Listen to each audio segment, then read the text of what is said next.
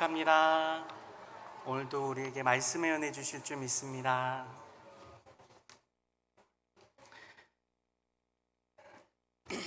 감사합니다.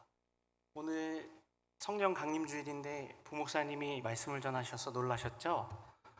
원래는 이제 매월 둘째 주는 우리 원로 목사님께서 말씀을 전해주시는 순번이신데 부교육자들에게 배려해 주셔서 제가 이렇게 강단에서 말씀을 전할 수 있게 해주셨습니다. 참으로 감사하고 참 은혜로운, 저에게는 참 복된 시간인 것 같습니다. 저에게만 복된 것이 아니라 우리 성도님들에게도 복된 시간 되시기를 소망합니다. 감사합니다. 말씀을 나누기에 앞서서 한 가지 좀 이렇게 나누고 싶은 것이 있습니다. 오늘 본문과는 직접적인 관련은 없는데요, 아무래도 세대 통합 예배다 보니까 세대 통합 예배에 대해서 제가 한번 나누고 싶었던 이야기들을 기회가 되는 것 같아서 한번 나누고자 합니다. 짧게 나누겠습니다. 우리 성도님들 한 달에 한 번씩 우리 교육부서가 함께 세대 통합 예배 드리고 있다는 거 다 알고 계시죠? 네. 그래서 오늘도 우리 유초등부부터 시작해서 중고등부까지 다 같이 이제 세대 통합 예배를 드리는데요, 우리 성도님들은 세대 통합 예배를 왜 드린다고 생각하십니까? 또 세대 통합 예배를 드림으로써 얻는 유익이, 또 장점이 무엇이라고 생각하십니까? 많은 장점들이 있을 것입니다. 우리 자녀들부터 부모 세대, 또 조부모 세대에 이르기까지 다 함께 예배를 드리고 한 말씀을 나눈다는 것은 큰 은혜입니다. 공감하시나요? 네. 제가 많이 긴장한 게 티가 나죠? 대답을 해주시면 긴장이 많이 풀어집니다. 대답을 해주시면 감사하겠습니다. 네. 근데 이 세대 통합 예배가 다양한 장점이 있지만 제가 생각하는, 또 우리 교육부서가 추구하는 것은요, 세대 간의 신앙의 공유입니다. 무슨 말이냐면요, 우리 부모 세대들이요, 우리 자녀들을 양육하면서요, 신앙교육을 어느샌가 교회에 위임했습니다. 위탁했어요. 그래서 사실상 우리 부모님들이 또는 조부모님들이 우리 자녀 세대 아이들의 신앙에 대해서 잘 모르십니다.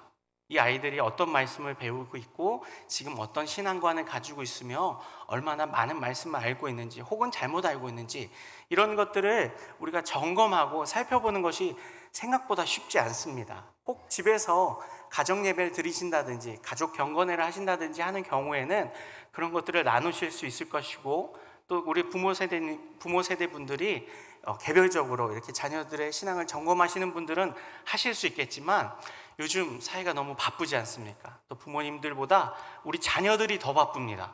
학원 가랴, 학교 가랴, 친구들 만나랴, 게임하랴. 그러다 보니까 자녀들과 학교 얘기나 또 친구 얘기는 할 수 있는 시간이 조금 있지만 신앙에 대해서 이야기를 하는 경우는 잘 찾기가 어렵습니다. 어떠십니까? 그러신가요? 근데 그리고 또 우리 아이들이 지금 어떤 말씀을 배우고 있고 어떤 신앙생활을 하고 있는지를 우리 부모님들이 교육부서에 내려가서 보고 싶은데 예배 시간이 동일하잖아요. 그래서 우리 교육부서 아이들과 부모님들이, 장년들이 예배 시간에 예배가 분리되어서 예배를 드리다 보니까 그걸 관찰하기도 어렵습니다. 근데 우리 교회는 참 감사하고 좋은 것이요, 이렇게 세대 통합 예배를 통해서 온 세대가 함께 한 달에 한 번꼴로 예배를 드립니다. 이때 우리 아이들의 신앙을 우리 성도님들이, 또 부모 세대들이 잘 점검해 주시고 살펴보아 주시면 좋을 것 같습니다. 단순히 예배 시간에 와서 앉아있는 자세만을 보라는 것은 아니에요. 그럼 뭘까요? 우리 아이들이 오늘 말씀을 듣지 않습니까? 또 우리 부모님들도 말씀을 듣습니다. 같은 본문의 말씀, 같은 설교자의 말씀을 듣습니다. 근데 이 말씀을 우리 아이들 세대가, 우리 자녀들이 듣고 어떻게 느끼는가를 한번 물어봐 주시기 바랍니다.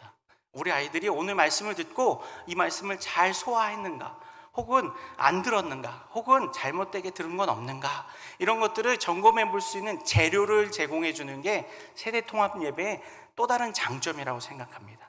이 장점을 우리가 잘 살려야 합니다. 그리고 중요한 것은 방법이 있어요. 안 하다가 갑자기 하면 되게 어렵잖아요. 우리 자녀들의 신앙을 점검하고 함께 공유하고 나누는 것을 우리 부모님들도 받아본 적이 없고 해본 적이 없다 보니까 갑자기 하려면 쉽지는 않습니다. 그래서 간단한 방법들을 제가 조금만 설명을 드리면요, 먼저요, 무엇을 나누냐가 고민되세요. 근데 우리 구역 모임을 하시면서 우리 부모님들도 구역 모임을 하면서 오늘 말씀에 대해서 나눔을 하시지 않습니까? 똑같이 자녀들과 나눠주시면 됩니다. 구역 모임에 가서 오늘 말씀 들은 것에 대해서 내가 은혜 받은 것, 또 깨달은 것, 결단한 것, 혹은 내가 이런 것들이 잘못됐다라고 되돌아보고 회개하게 된 것, 이런 것들을 구역 모임 가서 나누시죠? 안 나누시나 보네요. 나누시잖아요, 그죠? 그거를 자녀들과 함께 나누시면 돼요. 근데 이거를 또 그럼 우리도 오늘부터 집에 가서 가족 모임, 가족 예배 드리자 하면은 굉장히 불편합니다. 아이들도 불편하고요, 부모님들도 불편하세요. 자연스럽게 편안한 분위기에서 하면 좋을 것 같아요. 어떨 때요? 집에 가는 차 안에서 너무 이렇게 격식을 갖추지 않으셔도 됩니다. 그냥 편안하게 오늘 특별하게 또 박 목사님이 말씀 전해주셨는데, 우리 자녀들, 특별히 우리 청소년들이나 우리 유초등부 아이들 같은 경우에는 저랑도 이렇게 저의 말씀을 많이 들었거든요. 어떻니? 나는 이런 마음이 들었는데, 이런 것들이 깨달아졌는데, 우리 자녀들은, 우리 손주는 어땠니? 이렇게 편안하게 차 안에서 하셔도 좋고요. 저녁 먹고 나서 잠깐 시간이 좀 있잖아요. 혹은 저녁 먹으려고 기다릴 때 밥상 차리고 분명히 부모님, 어머니가 밥상 다 안 차려줬는데 밥 다 됐다 와라 하면 다 가잖아요, 그죠? 저희 집만 그런가요?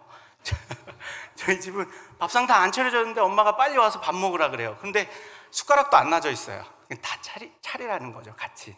그 시간에 잠깐 나누셔도 좋을 것 같아요. 근데 여기서 주의할 사항이 있습니다. 부모님들이 자녀들의 그 말씀 들은 것들을 나눔을 할 때 그 나눔에 대해서 공감과 대답만 해주셔야 됩니다.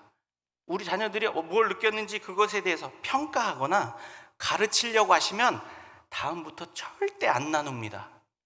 이건 꼭 주의하셔야 돼요. 그래서 그냥 공감해 주세요. 아, 너는 그런 걸 느꼈구나, 그런 마음이 들었구나, 그리고 참 잘 들었다, 요 정도로만 대답만 해주세요. 그러면 우리 자녀들도 부모님에게 내가 들은 말씀, 내가 느낀 것들을 나누는데 불편함이 없을 것입니다. 이렇게 간략하게 세대 통합 예배를 통해서 우리 성도님들과 우리 자녀 세대들이 어떻게 서로 신앙을 공유하고 소통할 수 있는지에 대해서 꼭 한번 나누고 싶었습니다. 이렇게 나눠주실 것이죠?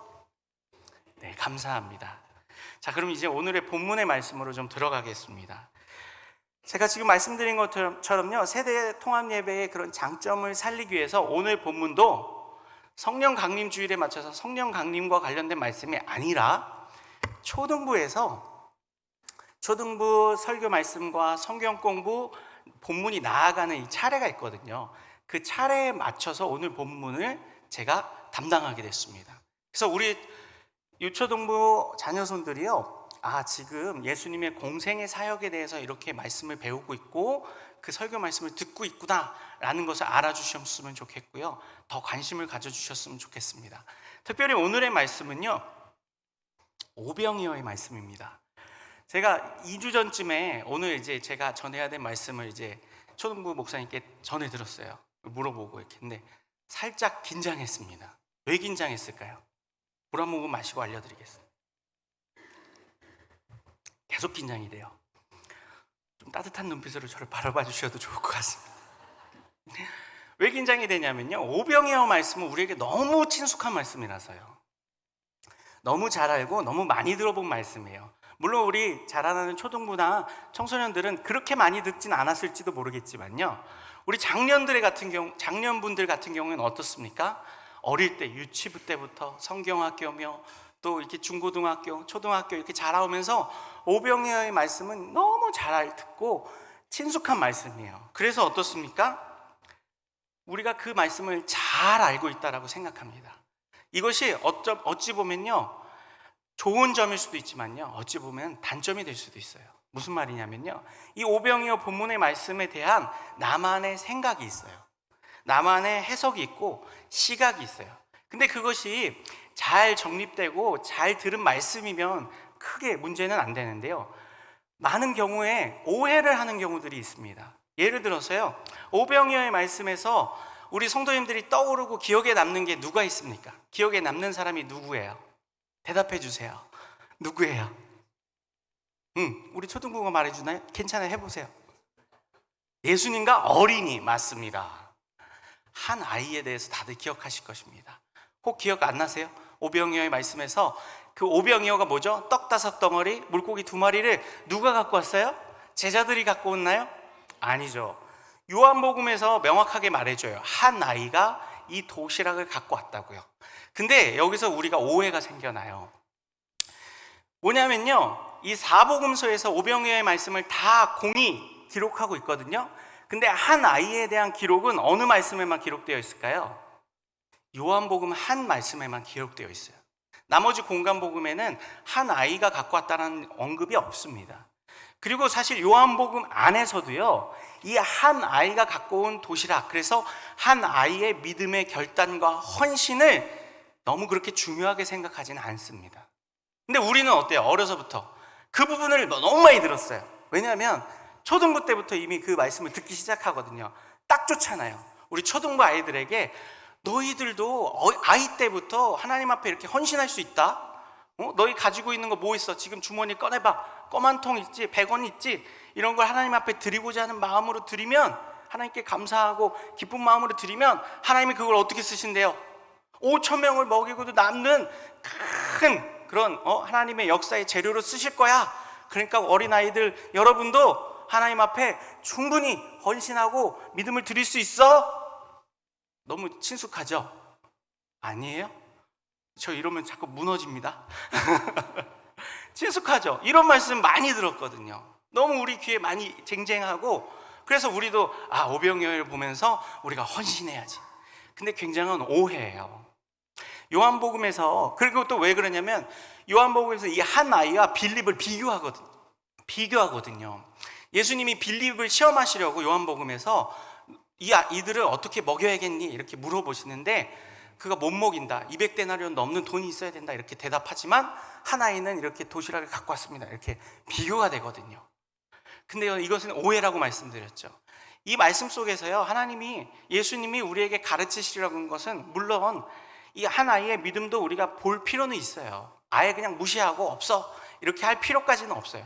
그러나 그것이 제대로 된 올바른 해석이라고 하기에는 무리가 있습니다. 그럼 우리가 봐야 할 것, 이 오병이어 사건에서 우리가 주목해야 할 것은 무엇일까요? 이것을 저는 오병이어 기적의 본질이라고 표현하고 싶은데요, 본질을 크게 세 가지 정도로 정리해 볼 수 있습니다. 첫 번째는요, 예수님의 성품입니다. 다 같이 한번 따라해 주시겠어요? 예수님의 성품. 네. 오병이어 사건에서요, 예수님의 성품을 우리가 발견할 수 있어요. 그것이 무엇이냐? 오늘 보면 34절을 함께 읽어보겠습니다. 본문 한번 펴셨어요? 함께 읽어보겠습니다. 시작. 예수께서 나오사 불쌍히 여기사 여러 가지로 가르치시더라. 그렇습니다. 예수님께 나온 수많은 무리를 보셨어요. 근데 그들을 보시면서 예수님은 어떤 마음을 품으셨습니까? 불쌍히 여기셨어요. 근데 그냥 불쌍히 여기신 게 아니라 이들을 뭐처럼 봤어요? 목자 없는 양같이 보셨어요. 성경에서요, 대체적으로 목자는 무엇을 상징하냐면 왕의 신분과 직분을 상징하기도 합니다. 즉 예수님께서 왕이신데 이 목자 없는 무리, 양 같은 무리들을 보시면서 그들을 향한 긍휼의 마음을 품으셨다는 거예요. 이따 살펴보겠지만요, 예수님께서 이 무리들을 만났을 때는요, 상당히 지친 상황, 심지어 제자들조차도 전도 여행을 마치고 돌아와서 많이 지치고 피곤한 상황이었어요. 그래서 예수님께서 제자들에게 한적한 곳으로 가서 좀 쉬어라 라고 하셨어요. 근데 이 제자들을 보고 또 예수님을 보고 많은 사람들이 계속 쫓아온 거예요. 왜요? 예수님께 고침을 받고 가르침을 받고 싶은 마음에서. 근데 그들을 예수님은 외면하셔도 됩니다. 왜냐하면 지금 상황이 많이 피곤하시고 힘든 상황이거든요. 그리고 너무 많아요. 우리가 아는 것처럼 예수님께 쫓아온 사람은 최소 몇 명이에요? 남자만 5,000명이 넘어요. 그럼 우리가 추산해도 여자와 아이, 노인들까지 합치면 한 10,000명에서 20,000명 이 정도는 될 거라고 우리가 추산할 수 있어요. 성도님들 5,000명에게 한번 추격당해 본 적 있으십니까? 제가 군대에서 한번 5,000명 사이에 껴서 행군한 적이 있는데요, 대단합니다. 그 많은 사람을 어느 누구도 감당하기가 어려워요. 예수님도요, 아무리 예수님이지만 5,000명이 이렇게 와서 예수님께 가르쳐 주십시오, 치유해 주십시오 하면 예수님조차도 부담이 될 수 있습니다. 근데 예수님은 어떻게 해요? 그들을 보면서 불쌍히 여기셨어요. 그들을 부담스럽게 여기시거나 그들을 물리치고 싶으신 게 아니라 오히려 그들을 더 치료해주고 더 복음 전파해주고 하나님의 진리를 알려주고 구원하고 싶으신 마음을 드러내고 계세요. 그래서 오병이어 사건에서는 우리가 예수님의 성품을 발견할 수 있어요. 두 번째는요, 예수님의 메시아적 본질을 보여주십니다. 함께 따라해 볼까요? 예수님의 메시아적 본질을 보여주십니다. 감사합니다. 네, 제가 원래 이렇게 복창 안 시키는데 오늘은 좀 시키게 하시네요. 이렇게 이 사건 속에서는요, 예수님께서 떡을 떼심으로 무엇을 보여주시냐? 예수님 자신이 생명의 떡이라는 것을 보여주십니다. 요한복음 6장 35절에서요, 오병이어 사건이 지나고 난 다음에 예수님이 그 사건에 대해서 풀어주시는데, 그때 예수님은 이렇게 말씀하십니다. 제가 읽어드릴게요. 예수께서 이르시되 나는 생명의 떡이니 내게 오는 자는 결코 줄이지 아니할 터요 나를 믿는 자는 영원히 목마르지 아니하리라 라고 말씀하십니다. 뭐라고 말씀하세요? 예수님은 생명의 떡이고 내게 나아오고 나를 믿는 자들은 줄이지도 또 목마르지도 않고 영생을 얻게 되고 구원을 받게 될 것이다 라고 말씀하십니다. 즉 예수님이 참된 메시아이고 참된 구원자이심을, 그리고 그것은 생명의 떡이라는 예수님을 상징하는 표현으로서 말씀하시고 그것을 실천적으로 경험적으로 보여주신 게 오병이어의 사건이에요. 떡을 떼셔서 그들을 먹이셨어요. 이 사건은 나중에 예수님이 십자가 지시기 전에 성만찬 사건을 또다시 예표하기도 합니다. 이렇게 예수님은요, 오병이어 사건을 통해서 예수님이 어떤 분이신가를 이 무리들이 알길 원하셨어요. 세 번째입니다. 예수님의 사역의 성격을 보여주십니다. 함께 따라해 볼까요? 예수님의 사역의 성격을 보여주십니다. 네, 예수님이 하시는 사역이 어떤 사역인가를 보여주세요. 그것은 무엇입니까? 병든 자를 치료하시고 굶주린 자를 먹이시고 포로된 자를 자유케 하시고 하나님 나라의 복음을 듣지 못한 자들에게 듣게 하시는 예수님의 사역, 이것이 1차적인 사역이에요. 그래서 예수님께서 그들이 이렇게 왔잖아요. 예수님께 왔잖아요. 그래서 34절에서 불쌍히 여기시고 뭐라고 합니까? 여러 가지로 가르치셨다예요. 오병이어 기적, 떡을 먹이시기 전에 먼저 뭘 하셨나요? 예수님이 가르치셨어요. 이것이 예수님 사역의 본질이에요. 사실은 떡을 먹이는 사건, 즉 육체적인 필요를 채우시는 사건은 예수님의 공생의 사역 중에 몇 번 없습니다. 우리가 잘 아는 것처럼 오병이어 사건, 칠병이어 사건 정도예요. 이 정도의 사건만 예수님께서 직접적으로 이 사람들을 먹이세요. 또 물을 포도주로 바꾸시는 사건을 하셨는데 그것은 예수님이 계획하신 사역은 아니었어요. 즉 예수님의 사역의 본질은 단순히 육신적인 필요를 채워주고 사람들이 원하는 것을 채워주는 것이 아니라 그들의 영혼을 살리는 것입니다. 그래서 예수님께서 뭘 하세요? 그들의 영혼을 살릴 수 있는 복음을 가르치시고 하나님 나라의 복음을 선포하신 것입니다. 그리고 나서 무엇을 하신 것이에요? 이들이 영혼이 살아났지만 육신을 입은 연약한 존재이다 보니까 이들이 지금 무엇이 필요합니까? 육적인 필요도 공급이 필요한 거예요. 그래서 예수님이 그 육적인 필요를 채워주세요. 근데 굉장히 일회적이에요.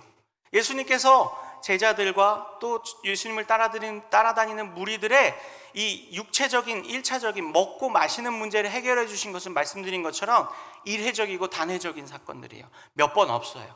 그러니까 이것이 본질은 아니라는 거예요. 기적, 즉 내가 필요한 것들을 채워주고 먹을 걸 채워주고, 이러한 것은 예수님을 쫓아다니는 사람들의 오해였어요. 예수님을 쫓아다니는 사람들은 예수님을 뭐로 생각했어요? 메시아로 생각했는데 어떤 메시아? 정치적인 메시아, 자신들의 필요를 채워주는 메시아. 그래서 예수님은 될 수 있으면 그런 일들은 하지 않으세요.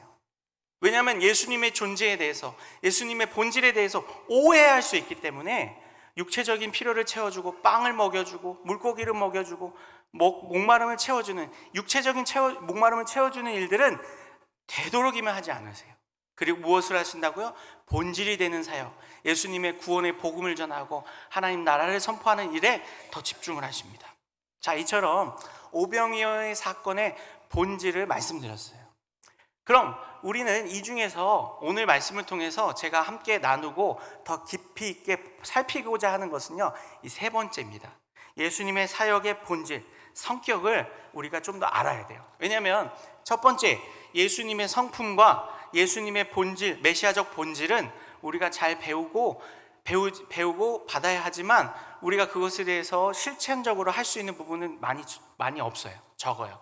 그런데 오늘 말씀에서처럼 사역의 성격을 알고 예수님이 하셨던 사역을 우리도 어떻게 합니까? 위임받았어요.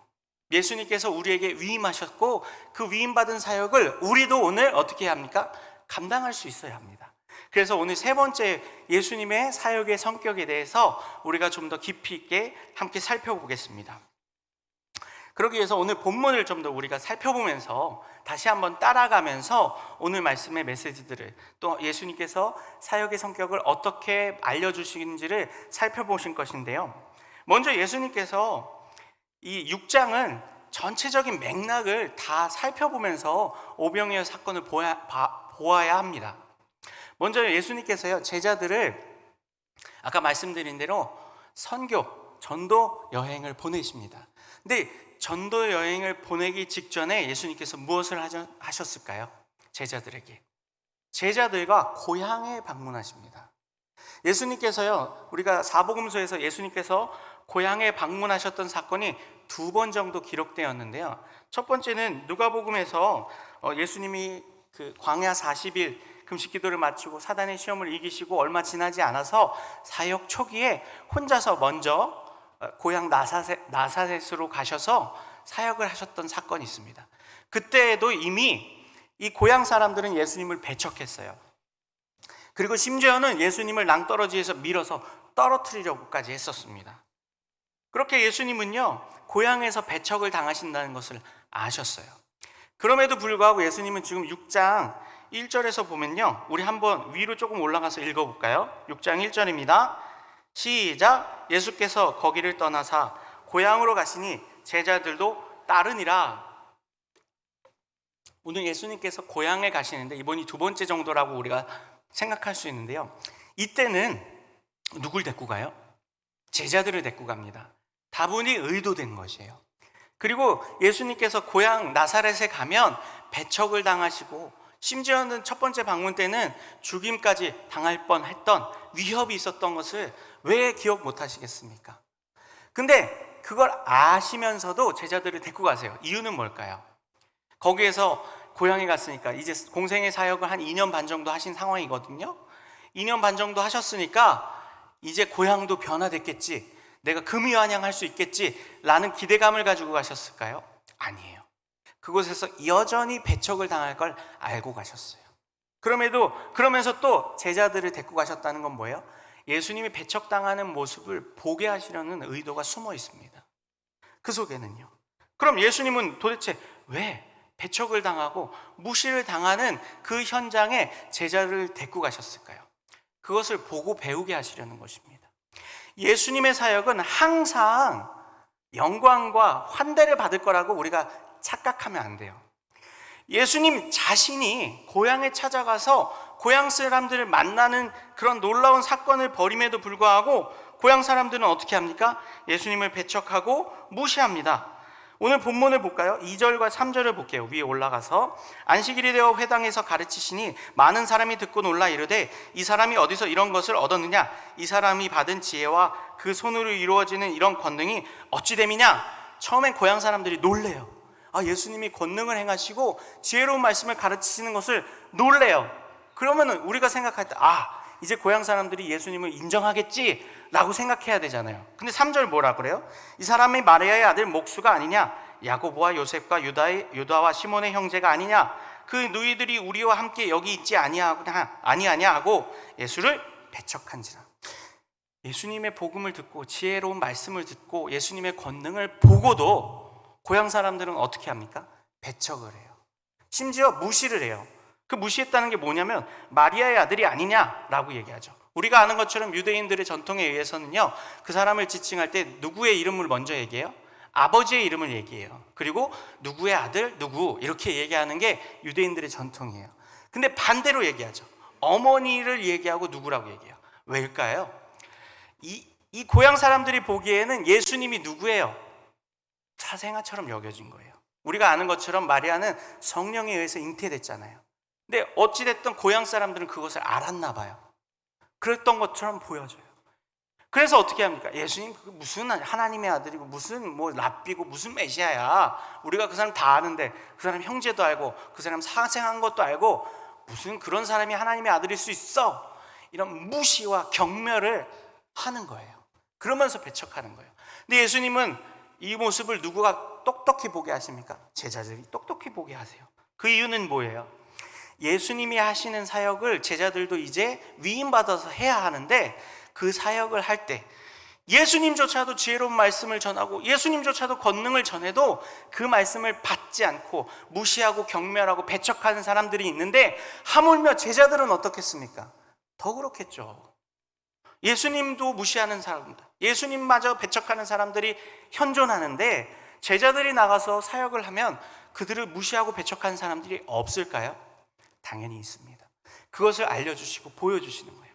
그리고 나서 예수님께서 어떻게 하십니까? 7절에서 13절을 보면요, 그 다음에 제자들을 파송하세요.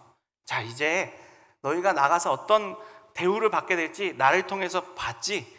그럼에도 불구하고 너희를 내가 내보낸다, 훈련시킨다. 근데 여기서 예수님은요, 그들을 사도라고 지칭하세요. 나중에 돌아와서 그들을. 이건 특별한 지칭이죠. 단순히 제자가 아니라, 단순히 예수님께 눈으로 보고 배운 것이 아니라 예수님이 전하여 준 특별한 명령, 예수님이 전하게 시키신, 맡기신 특별한 것을 전하는 자들을 사도라고 부르요. 보냄받은 자라는 뜻이죠. 특별한 명령을 가지고, 특별한 메시지를 가지고 나가는 자들이에요. 즉 예수님의 제자들이요. 그때 예수님께서는 무엇을 제자들에게 주실까요? 첫 번째, 귀신을 제어하는 권능을 주십니다. 두 번째는요, 아무것도 가지고 가지 말라고 하세요. 7절, 8절, 9절에 나와 있어요. 읽는 건 생략하겠습니다. 또 지팡이와 옷만 가지고 나가고 나머지는 아무것도 가지고 가지 말라라고 얘기했어요. 양식, 배낭, 전대, 돈도 다 가지고 가지 말래요. 그리고 나서 또 하신 말씀이 뭘까요? 11절에요.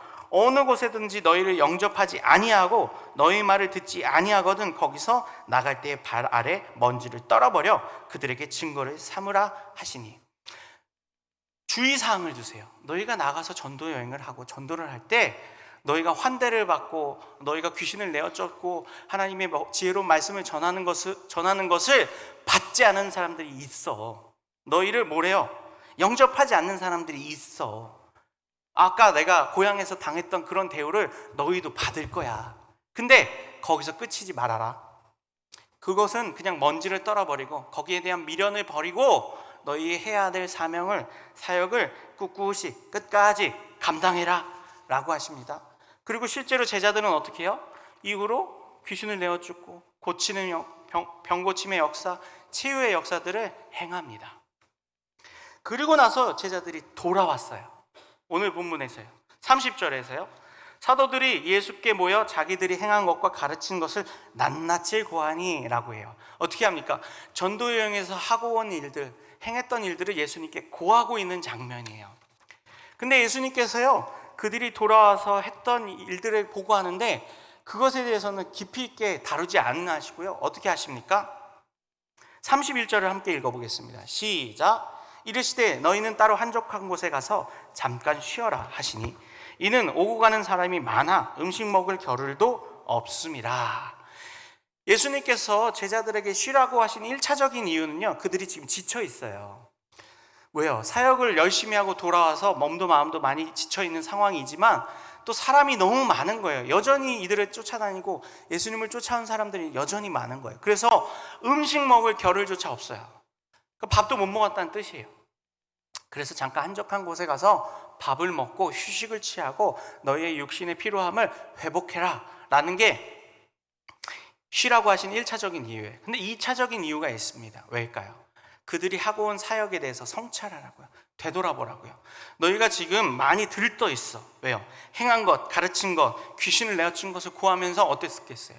많이 들떠 있겠죠. 와, 예수님, 우리도 예수님이 주신 귀신을 제어하는 권능을 가지고 나갔더니 이런 일들을 했어요. 그리고 아무것도 안 가지고 나갔는데 우리를 영접해주고 받아주는 사람들도 있었어요. 그래서 우리가 이렇게 잘 사역하고 돌아왔어요. 근데 예수님께서 이 사역을 통해서 보기 원하시는 것은 사역이 승승장구하고 잘 되는 것만을 보기 원하셨나요? 아까 말씀드린 대로 배척하는 사람들도 있고 너희를 영접지 않는 사람들도 있어. 그럼에도 불구하고 너희가 여전히 꾸준히 계속해서 복음 전하는 사역, 하나님의 사역을 내려놓으면 안 되고 계속해야 된다는 것을 경험해보고 오라고 주신 것인데, 지금 그거는 어때요? 제자들이 기억에서 잊혀졌어요. 왜냐하면 사람들이 변화되는 모습이 너무 크게 다가온 거예요. 너무 기뻤던 거예요. 그래서 그것은 눈에 잘 안 들어왔던 거죠.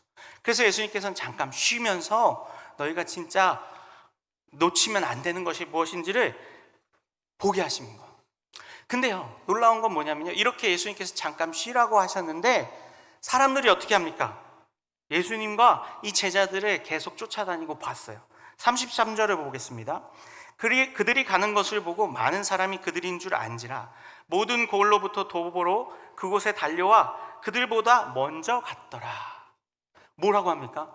예수님이 좀 쉬라고 했더니 예수님은 그 제자들과 예수님을 따라다니던 수많은 사람들이 먼저 그들이 가려고 했던 곳으로 가버렸어요. 가서 자리 잡고 기다리고 있어요. 어서 오세요. 빨리 우리를 치유해 주세요. 이렇게요. 근데 그들을 보고 아까 말씀드렸죠. 예수님의 성품이 다시 한번 나와요. 그들을 보고 34절에 뭐래요? 예수님이 목자 없는 양같이 봤대요. 가엾이 보셨대요. 지금 제자들이 지쳐있고 예수님도 제자들을 다 점검하고 그들을 다시 한번 회복시켜야 되는 중요한 시점인데 많은 사람들이 와서 그걸 못하게 가로막고 있는 거예요. 근데 그것을 보시면서 예수님은 어떻게 해요? 그럼에도 불구하고 그 수많은 무리들, 예수님을 귀찮게 하기도 하고 예수님을 힘들게 하기도 하는 그 사람들을 긍휼히 여기셨다는 거예요. 이 속에서 우리는 예수님이 하시는 사역의 본질, 성격이 어떤 것인지를 두 번째로 배우게 됩니다. 무엇입니까? 예수님은 예수님께 찾아오는 자들을 거부하거나 거절하지 않으세요. 그들을 배척하지 않으세요. 반대로 사람들은 예수님을 어떻게 합니까? 배척해요. 앞에 보았잖아요. 계속해서 사람들은, 무리들은 예수님을 필요하면 자기들이 원하는 대로 갖다 쓰고 또 필요치 않으면 배척해요. 고향 사람들처럼, 영접하지 않는 사람들처럼. 근데 예수님은 어떻게 해요? 배척하지 않으세요. 예수님께서 사도들에게 또 오늘 저와 우리 성도님들에게 맡기시는 사역의 성격이 바로 이것입니다. 사람을 가리지 말라는 것이에요. 그리고 내 상황과 처지가 아무리 곤궁하다 할지라도 하나님이 생명을 살리기 원하시는 그 일에서 멀어지지 말라는 것이에요. 그 일을 떠나지 말라는 것이에요. 그것이 왜요? 본질이기 때문에. 사역의 본질이고 중요한 부분이기 때문이에요. 근데 우리도 연약한 인간이다 보니까요, 이렇게 사람들이 많이 오고 또 그 사람들이 내 마음을 몰라주면요, 어떻습니까? 힘듭니다. 우리 성도님들도 최근에 불과 2주 전에 전도 사역을 하셨습니다. 기억나시죠? 2달 전 아닙니다. 2주 전입니다. 새생명 전도 축제 때 우리 성도님들도 마음에 작정하셨던 우리 새신자들, 가족들, 이웃들, 친구들을 우리 교회로, 하나님께로 인도했었습니다. 근데 그분들 중에서 우리 교회에 정착하고 오늘도 등록하셨는데 이렇게 등록하신 분도 계시지만 아마 등록 안 하신 분들도 꽤 많을 것입니다. 근데 그 마음속에 어떤 마음이 드세요, 우리 성도님들? 아, 내가 이번 새생명 전도 축제 때 그 친구를, 그 가족을, 그 친인척을 전도하려고 얼마나 노력했는데 밥도 사 먹이고 그 사람에게 매일같이 전화도 하고 문자도 주고 선물도 주고 많이 노력했는데 그 사람들이 그냥 한번 딱 나오고 그냥 끝나버렸네. 아, 너무 서운하다. 이런 마음이 드십니까? 내 상황과 처지를 먼저 생각하게 되십니까? 근데 사실 그것은 우리 인간으로서 저와 우리 성도님들이 갖는 당연한 마음일 수는 있어요. 근데 예수님은 뭐라고 하세요? 그런 마음이 들지만, 귀찮고 힘들고 지금은 좀 쉬고 싶고 노력 많이 했는데 그게 안 먹히니까 이제는 조금 내려놔도 되겠다라는 마음이 들지만 그 마음을 먹지 말라는 거예요. 내려놓고자 하는 마음, 포기하고자 하는 마음, 배척하고자 하는 마음을 먹지 말라는 거예요. 끝까지 어떻게 해요? 그들을 품으라는 거예요. 그것이 하나님이 우리에게 맡겨주신 사역의 성격이고 본질이에요. 우리가 물론 그 전처럼 또 맨날 찾아가고 또 맨날 기도하고 또 기도는 매일 해야 돼요. 맨날 전화하고 문자하고 이렇게 하진 못할 수 있어요. 그러나 그들을 위해서 기도하고 그들을 위해서 마음을 두고 마음을 끊지 않는 것, 그들을 계속 마음에 품고 긍휼히 여기고 목자 없는 양같이 여기는 그 예수님의 마음은 오늘 저와 우리 성도님들에게도 계속 유지되어야 한다는 것입니다. 그래서 이것이 예수님과 제자들, 사도들이 무리를 보는 시선의 차이에서 나타나요. 말씀드린 것처럼 예수님은요, 그들을 보면서 목자 없는 양같이 긍휼히 여기는 시선을 가지고 계셨어요. 근데 제자들은 어떤 시선을 가지고 있었을까요? 극명하게 드러나지 않는 것처럼 보이지만요, 이 무리들을요, 제자들은요 35절에요 이렇게 이야기합니다. 때가 저물어 가매 제자들이 예수께 나와 여짜오되 이곳은 빈들이요 날도 저물어 가니 무리를 보내어 두루 촌과 마을로 가서 무엇을 사 먹게 하옵소서. 이들을 이제는 좀 보내주세요. 우리 할 만큼 했잖아요. 아침부터 저녁 밤이 될 때까지 가르치시고 치유하시고 할 만큼 하셨는데 저희도 지금 하루 종일 밥도 못 먹고 있는 거 아시죠? 예수님도 못 먹고 계시잖아요. 이런 마음을 먹고 있는 거예요. 그래서 어떻게 해요? 이들을 이제는 좀 보내시죠. 이것이 예수님과 제자들의 시선의 차이였어요. 바라보는 그 마음의 차이였어요. 그래서 예수님은 그들이 예수님과 같은 마음을 먹길 바라시는 마음으로 37절의 말씀을 명하세요. 37절 말씀 함께 보겠습니다. 함께 읽겠습니다. 시작. 대답하여 이르시되 우리가 가서 200데나리온의 떡을 사다 먹이리까. 예수님께서 이렇게 큰 무리를 보고 그들을 이제는 좀 보내고 싶고 이제는 내심 배척하고 싶고 좀 자유로워지고 싶은 제자들에게 뭘 명령하세요? 너희가 먹이래요. 생각해 보십시오. 5,000명이 되는 사람들을 도시락 한 통으로 먹일 수 있습니까? 지금 우리 성도님들이 한 150분 정도 앉아 계신 것 같은데 우리 성도님들에게 만약에 제가 이 물 한 병을 나눠 마십시다 하면 어떻게 돼요? 말도 안 되는 소리죠. 예수님께서 제자들이 이 많은 5,000명이 넘는 수많은 무리를 먹일 수 있을 거라고 생각하고 너희가 먹이라고 명령하셨을까요? 그 속에는 다른 더 깊은 의미가 담겨 있습니다. 뭐예요? 그들을 바라보는 눈을 바꿔라. 마음을 바꾸어라. 어떻게 해요? 예수님처럼. 예수님은 그들을 뭘로 보십니까? 목자 없는 양같이 긍휼히 여기는데 너희도 그들을 향하여서 그냥 어떻게든 빨리 내쫓고 빨리 보내고 너희 하고 싶은 거 밥 먹고 편안하게 쉬고 예수님이랑 자기 사역 자랑하고 이런 거 하고 싶은 그 욕심과 마음을 돌이키고 바꾸라는 거예요. 그들을 향한 예수님의 마음을 너희도 품을 수 있어야 돼. 예수님의 시선을 너희도 보라는 의미에서 너희가 먹이라는 것이에요. 실제로 먹일 수 없을 것이라는 것은 예수님도 잘 아세요. 그러나 그들이 다른 반응을 하길 원하셨던 거예요. 이들을 저희는 먹일 수 없지만 그래도 이들과 함께 그럼 같이 계속 시간을 보내고 같이 마을로 내려가 보겠습니다. 혹은 예수님 이들을 어떻게 해야 될까요? 더 믿음의 마음으로 귀신을 제어하는 능력을 우리에게 주셨던 것처럼 예수님 이번에도 한번 능력을 좀 행하여 주시면 어떨까요? 예수님이라면 하실 수 있을 것 같습니다. 그 마음은 어디서 나옵니까? 긍휼의 마음, 예수님의 마음, 그리고 예수님의 그 본질, 예수님의 메시아적인 본질을 깨달을 때 믿음으로 나올 수 있는 고백들이에요. 그래서 예수님은요, 이 제자들이 그러한 변화된 시각과 마음으로 이 어려운 시험을 통과하길 바라셨어요. 사실 예수님은 이들을 시험하신 거예요. 요한복음에서 빌립을 시험하여 그들에게 말씀하셨던 것처럼 제자들에게 이들의 마음을 시험하시고 변화시키시려고 그 말씀 너희가 먹이라 라는 말씀을 주신 것이에요. 근데 이들은 어떻게 합니까? 못해요. 예수님 200데나리온 정도는 최소한 있어야 돼요. 현실적인 문제만 바라봅니다. 지금 그들에 대한 긍휼의 마음, 목자의 마음도 없을 뿐더러 예수님에 대한 믿음, 예수님이 권능을 행하실 수 있을 것이라는 믿음도 없었고 더 중요한 건 그럼 현실적으로 우리 어떻게 해야 되지? 이것만 고민하고 있는 거예요. 근데 사실 이 모습이요 저도 똑같은 것 같아요. 제가 오늘 말씀을 준비했는데요. 어제 새벽까지 이렇게 타이핑을 하고 준비를 했거든요. 근데 오늘 아침에 일어나서 점검하려고 봤는데 파일이 깨진 거예요. 손상이 됐어요. 순간 마음에 낙심과 낭만과 좌절과 어떻게 하지? 라는 생각이 들었지만 아침에 그때가 한 8시쯤 됐거든요. 빨리 교회로 와서 타이핑을 1시간 반 만에 했습니다. 근데 그 일을 겪으면서 제가 느낀 게 뭐냐면 가장 먼저 기도하거나 하나님 어떻게 합니까? 은혜를 주십시오 라고 구하기보다 어떻게 하면 이걸 복구하지? 처음엔 그래서 노트북을 막 껐다 켰다 하고 막 이걸 찾아보려고 막 하고 막 이렇게 했는데 안 돼요.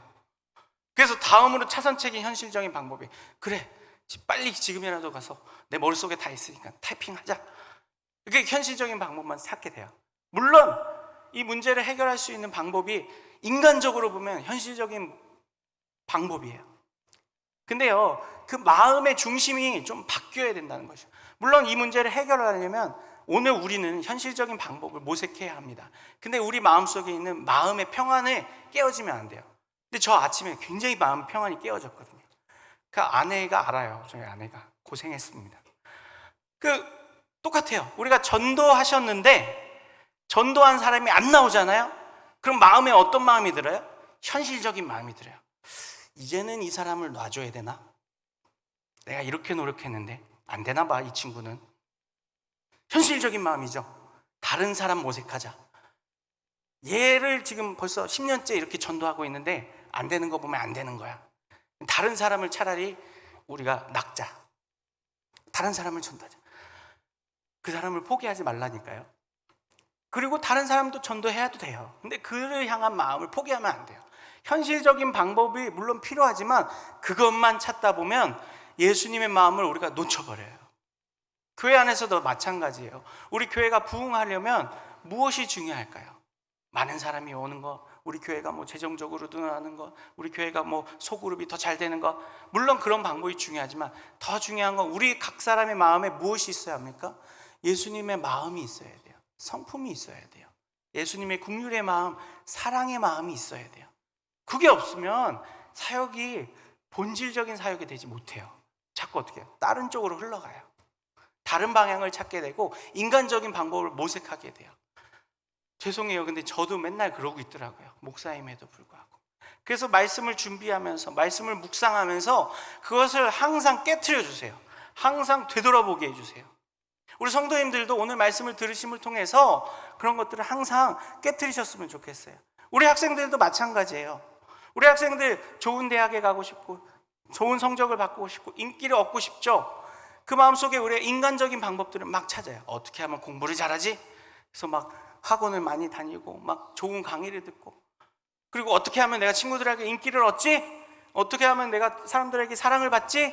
이런 것들을 막 고민해요. 근데 그 마음속에 내 삶이 하나님 앞에 온전히 드려지는 삶, 내 삶에 예수님의 사랑이 있으면요, 사람들이 나를 예뻐해요. 사랑해요. 아, 저 아이는, 저 친구는 참 아이가 속이 있고 따뜻해. 예수님 닮았어. 그런 모습이 나타나요. 우리 성도님들도 직장에서 직장 승진하고 성과 내고 돈 많이 버는 것, 이것만 생각하지 마시고 그 속에서 우리에게 맡겨주신 사역지라 생각하시면서 나는 과연 예수님의 마음을 어떻게 품을 수 있을까? 나는 이 속에서 어떻게 예수님의 시선으로 내 직장 동료들을 바라보고 내가 하는 일들을 수행해낼 수 있을까? 예수님의 마음이 어디에 있는 것일까? 내 삶의 현장에서 어떻게 그런 일들을 구현해낼 수 있을까? 라는 것들을 고민하고 찾아다니실 때에 하나님께서 우리에게 능력을 주실 줄 믿습니다. 예수님이요, 제자들에게 이 오병이의 떡을 떼신 사건을 동참시키세요. 무슨 말이냐? 38절을 보면요, 이르시되 너희에게 떡이 몇 개 있는지 가서 보라 하시니 알아보고 이르되 떡 5개와 물고기 2마리가 있더이다 아니라 현실을 인식하게 만드세요. 그 다음에 41절에요, 예수께서 떡 5개와 물고기 2마리를 가지사 하늘을 우러러 축사하시고 떡을 떼어 제자들에게 주어 사람들에게 나누어 주게 하시고 또 물고기 2마리도 모든 사람에게 나누시매. 예수님께서 떡을 떼시고 물고기를 떼시고 그것을 제자들에게 나눠주게 하세요. 제자들이 이 많은 무리에게 떡을 주면서 무엇을 볼까요? 그 무리 사람들의 반응을 보겠죠. 떡을 받고 기뻐하는 사람들, 음식을 먹고 힘을 내는 사람들, 그들이 하루 종일 쫄쫄 굶었어요. 아무도 도시락 안 싸왔거든요. 근데 그들이 예수님이 주시는 말씀으로 치유되고 병고침의 은사로 치유되고 거기서 더 나아가서 당장 오늘 한 끼를 먹게 해주시는 그 은혜와 사랑을 경험하고, 작은 것이에요. 보리떡 5개와 물고기 2마리는 이 시대에도, 오늘날도 마찬가지지만 이 시대에도 굉장히 빈약한 식사예요. 별 볼 일 없는 식사입니다. 근데 이 별 볼 일 없는 식사로 인해서 사람들이 어떻게 해요? 살아나는 것을 제자들이 목도합니다. 근데 제자들도 지금 배고파요. 자신들의 배고픔을 이분들도, 이 무리들도 느끼고 있구나라는 것을 다시 한번 공유하고 공감하게 돼요. 즉 예수님의 말씀대로 사랑의 마음을 품고 예수님의 사역에 동참을 하게 되면 당장 내 힘으로는 할 수 없는 일이지만 예수님의 하나님의 도우심과 은혜 주심을 통하여서 사람들이 변화되고 살아나는 모습을 우리가 보게 된다는 것입니다. 그것은 예수님의 마음을 가지고 사역에 동참할 때, 사랑을 나누고 예수님의 마음을, 그 떡을 나눌 때 가능한 거예요. 아까 말씀드렸던 우리 전도하는 일도 마찬가지예요. 전도하는 기쁨은요, 전도해 본 사람만 알아요. 영혼이 살아나고 그 영혼이 예수님 믿고 구원받아서 예수님을 고백하는 놀라운 그 고백을 들어본 사람만이 그 전도가 얼마나 크고 기쁜 일인지를 알 수 있습니다. 오늘 주님도요, 저와 우리 성도님들에게 동일하게 말씀하세요. 우리에게 전도하게 하셨던 사람들, 우리가 있는 이 삶의 자리, 학교, 직장 혹은 군대, 어느 곳에든지 그곳에서 예수님의 마음으로 예수님의 사역에 동참하면 보리떡 별거 아닌 것 같고 물고기 별거 아닌 것 같은 그것을 먹지만 그들이 배불리 먹고 그들의 영혼도 살아나고 육신도 소생하는 것을 보고 그 사역의 기쁨에 동참하게 된다는 것을 오늘 우리에게 알려주십니다. 말씀을 마무리하겠습니다. 오늘 예수님은 저와 우리 성도님들에게도 너희가 먹이라고 동일하게 말씀하세요. 근데 우리는 무엇을 먹일 수 있을까요? 그리고 우리가 먹여야 될 대상은 누구일까요? 한번 고민해 보시면 좋을 것 같습니다. 내 옆집 사람일 수도 있고요, 내 직장 동료일 수도 있고요, 학교 친구일 수도 있고요. 그들에게 하나님이 큰 것, 많은 것, 위대한 것이 아니라 작은 것이라 할지라도 예수님의 그 도움을 받고 예수님이 떼어주신 그 떡과 물고기를 나누어서 그들의 영혼이 소생되고 살아난 것을 경험하라고 말씀하십니다. 오늘 우리가 그런 믿음의 마음으로 나아가는 저 우리 성도님들 되길 소망합니다. 우리 시간에 함께 찬양하고 기도하기 원합니다.